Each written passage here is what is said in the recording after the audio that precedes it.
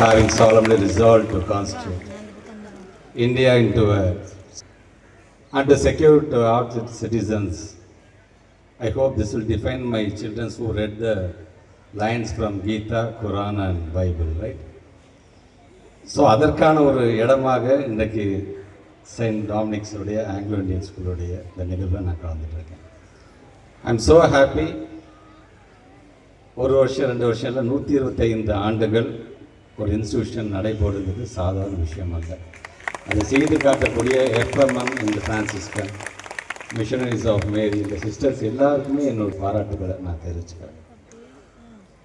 மேடையில் உட்காந்துருக்கலாம் பாருங்கள், ஏதாச்சும் வயசான சிஸ்டர்ஸ் மாதிரியா இருக்கிறாங்க, எல்லாம் கேர்ள்ஸ் மாதிரி தான் உட்காந்துருக்குறாங்க.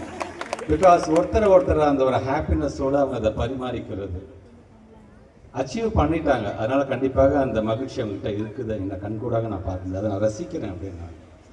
ஸோ யங்ஸ்டர்ஸ்க்கு இவங்கெல்லாம் அமர்ந்து இருந்து அவ்வளோ ஒரு யுனைட்டடாக ஒரு இன்ஸ்டியூஷன் நடத்துகிறாங்க அப்படிங்கிறது நமக்கெல்லாம் இது ஒரு பாடமாக இருக்க வேண்டும். ஸோ அந்த விதத்தில் இன்றைக்கு இந்த மேடையில் எனக்கான ஒரு வாய்ப்பை வழங்கியிருக்கக்கூடிய ஒவ்வொரு ரெவரண்ட் சிஸ்டர்ஸ்க்கும் என்னுடைய நன்றிகளை நான் முதல்ல தெரிவிச்சுக்கிறேன். வருகை தந்திருக்கின்ற எங்களுடைய பெருமதிப்புக்குரிய ஆசிரியர் பெருமக்கள், பேரண்ட்ஸ், அதே போன்று எங்களுடைய மாணவ செல்வங்கள், பல்வேறு ஸ்கூல் ஸ்டூடெண்ட்ஸ் வருகை தந்திருக்கின்ற அனைத்து சிஸ்டர்ஸ்க்கும், குறிப்பாக இங்கே தமிழ் தாய் வாழ்த்து பாடிய அன்பு மாணவ செல்வங்கள் அனைவருக்கும் என்னுடைய வணக்கங்கள். ஸோ இந்த இடத்துல நான் நின்று பேசுகிறேன் அப்படின்னா இந்த நாள் முழுவதும் எனக்கு எப்படி அமைந்திருக்கிறது. மார்னிங் 9 o'clock ஹோலி ஃபேமிலி அப்படிங்கிற ஒரு ஸ்கூலில் ஒரு ஃபங்க்ஷன், அதை முடிச்சுட்டு காகித மில்லத் அப்படிங்கிற ஒரு கல்லூரியில் ஒரு ஃபங்க்ஷன், அதை முடிச்சுட்டு அண்ணா நூற்றாண்டு நூலகத்தில் ஆர்ச்சிட் இன்டர்நேஷ்னல் ஸ்கூலில் ஒரு ஃபங்க்ஷன்.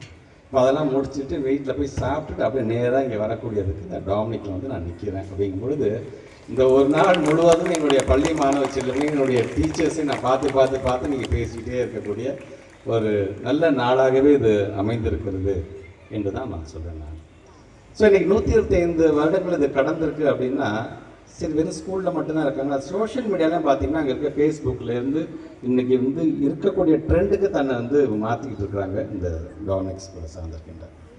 ஸோ இது நம்ம ஸ்டூடெண்ட்ஸ் நம்மளை எப்படி நம்ம அப்கிரேட் பண்ணிக்க வேண்டும் அப்படிங்கிறதுக்கு நமக்கான ஒரு மிகப்பெரிய ஒரு சாட்சியாக இந்த இன்ஸ்டிடியூஷனே இருக்குது அப்படின்னு கூட நம்ம சொல்லுவாங்க.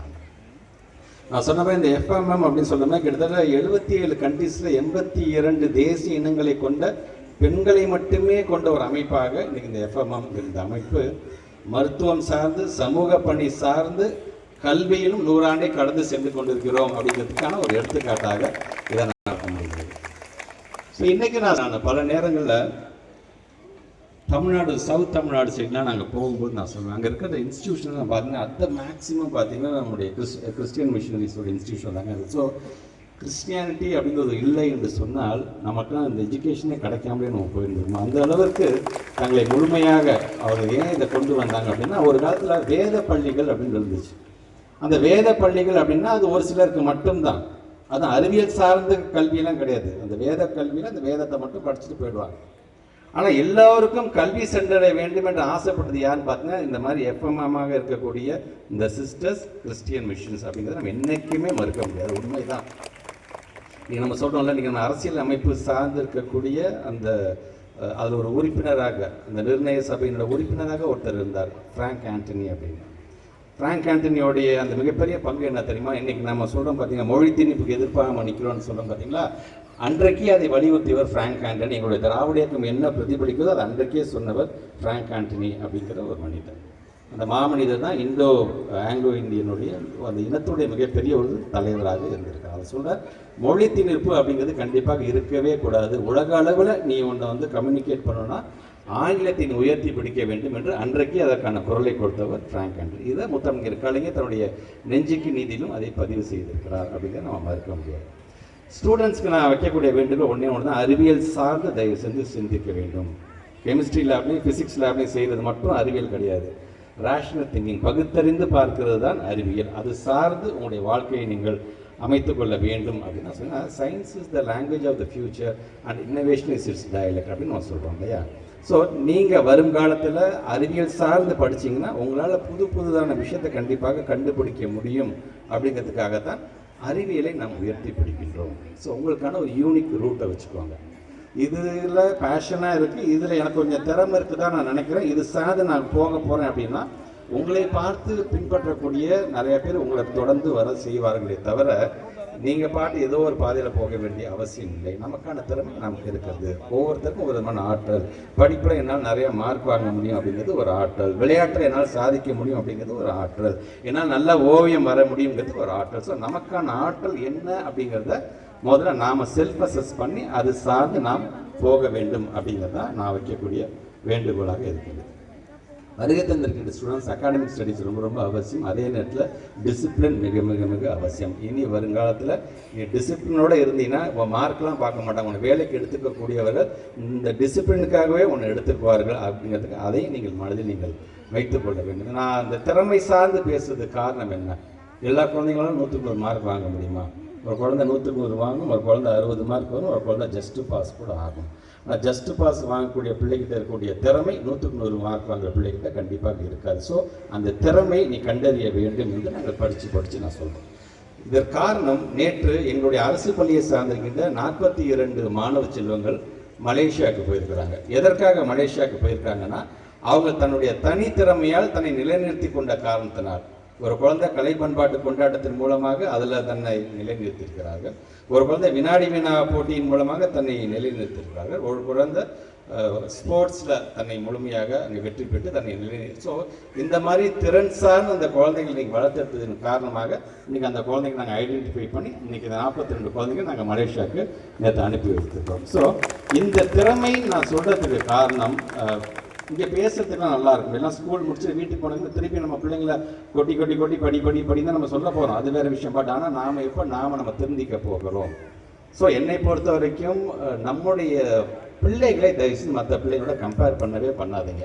நம்முடைய பிள்ளைகளுக்கு இருக்கக்கூடிய திறமையை கண்டறிய வேண்டிய மிகப்பெரிய பொறுப்பு பெற்றவங்க உங்களுக்கும் இருக்குது, ஆசிரியர் பெருமக்களுக்கும் இருக்கிறது என்பது மட்டும் நீங்கள் மறந்துடக்கூடாது. அதை விட்டுட்டு பாரு, எய்த்த வீட்டு பையன் பாரு டாக்டர் ஆகிட்டான், பக்கத்து வீட்டு அக்கா பாரு இன்ஜினியர் ஆகிட்டா, உன் அண்ணன் என்ன ஆகிட்டான் பாரு, உன் அக்கா என்ன ஆகிட்டான் பாருன்னு சொல்கிறது அவசியம் இல்லாத ஒன்று தான்.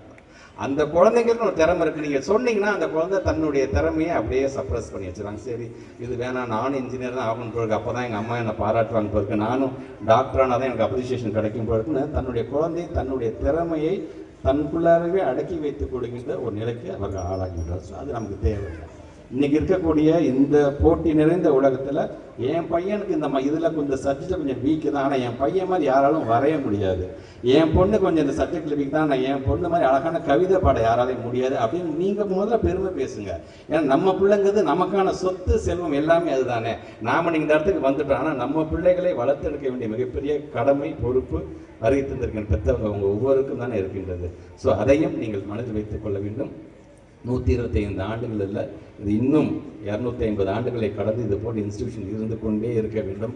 அடுத்தடுத்த தலைமுறைக்கு நமக்கான பாதையே பார்த்தீங்கன்னா இந்த மாதிரியான ஒரு இன்ஸ்டிடியூஷன் தான். நான் இங்கே பொதுவாக எல்லா ஸ்கூல்ஸ் வரும்போது இந்த வரவேற்று அழைச்சிட்டு வரப்பட்ட அந்த பேண்டு வாத்தியத்தோட அந்த மாணவர்களுக்கு என்றைக்குமே நான் ஒரு நன்றி சொல்வேன். ஏன்னா காரணம், நான் கொஞ்சம் ஒரு ஸ்பீட் வாக்கு வேகமாக கொஞ்சம் நடந்து போவேன். எங்கள் ஆஃபீஸர்ஸ்லாம் இந்த பின்தொடர்ந்து வரத்துக்கே பார்த்தீங்கன்னா மூச்சு வாங்க தான் ஓடி வருவாங்க. அது என்னுடைய பழக்கமாயிடுச்சு. ஆனால் இந்த மாதிரி பேண்டு வாத்தியத்தோடு என்னை கூப்பிட்டு வரும்போது I use to measure my steps. அப்படி நடக்கும்போது பல நினைவுகள் ஓடிக்கிட்டே இருக்கும். சரி இதெல்லாம் பண்ணலாம், இதெல்லாம் இந்த ஸ்கூல் சார்ந்து எனக்கு இதெல்லாம் பண்ணலாம், இந்த ஸ்கூல் ஏதாச்சும் கோரிக்கை வச்சாங்கன்னா அப்படி பண்ணலாம் அப்படின்னு எனக்கான ஒரு சிந்தனை கொடுக்குறது பார்த்தீங்கன்னா அந்த பேண்டு வாத்தியத்தோடு என்னை கூட்டிகிட்டு வர அந்த குழந்தைங்க தான். அந்த குழந்தைங்களுக்கு முதல்ல என்னுடைய பாராட்டுகளை நான் தெரிவிச்சுக்கிறேன். அதே மாதிரி எங்களுடைய கைட்ஸ் 3 ஃபிங்கர் சல்யூட்டோட எனக்கான பிகாஸ் ஸ்கவுட்ஸ் அண்ட் கைட்ஸுக்கு தமிழ்நாட்டில் அது நான் தான் பிரசிடென்ட். ஸோ எனக்கு அது ரொம்ப பிடிச்ச ஒரு பிரான்ச் அது என்னுடைய எங்கள் டிபார்ட்மெண்ட்டில்.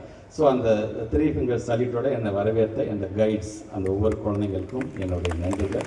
ஸோ வருகை தந்திருக்கின்ற நம்ம குழந்தைங்களுக்கு ப்ரெஷர் கொடுத்து படிக்க வைக்க போகிறோமா, இல்லை அவங்களோட பேஷனேட்டை நோக்கி நாமும் அவங்களோட சேர்ந்து அவங்களை ஊக்கப்படுத்த போகிறோமா அப்படிங்கிறத முடிவு செய்யக்கூடிய ஒரு நிகழ்வாகவும் இந்த நிகழ்வு அமைந்திட வேண்டும் என்று சொல்லி வருகை தந்திருக்கின்ற உங்கள் அனைவருக்கும் மீண்டும் ஒரு முறை என்னுடைய வாழ்த்துக்களையும் பாராட்டுகளையும் தெரிவித்து இந்த உரை நிறைவு செய்கிறேன். நன்றி, வணக்கம். Inspire, but a rare few touch the heart and remain forever. We sincerely thank our Honorable Minister for truly stirring address. Sir, your words were spoken straight from your heart. It was one that enlightened, motivated and moved us all truly. Especially, you beautifully explained all that is expected of today's students and parents, an eye-opener for all of us. மாணவர்களுக்கும் ஆசிரியர்களுக்கும் எளிதில் அணுகக்கூடிய கல்வி தலைவர் என்று உங்கள் அடையாளமே உங்கள் மிகப்பெரிய வெற்றி என்று நினைக்கிறேன். I'm sure all of you will agree with me on this one point. And a very big thank you, sir, for accepting our invitation.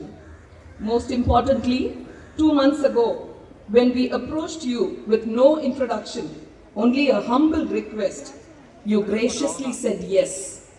And today, in the historic 125th year, your presence here with us is nothing short of divine grace.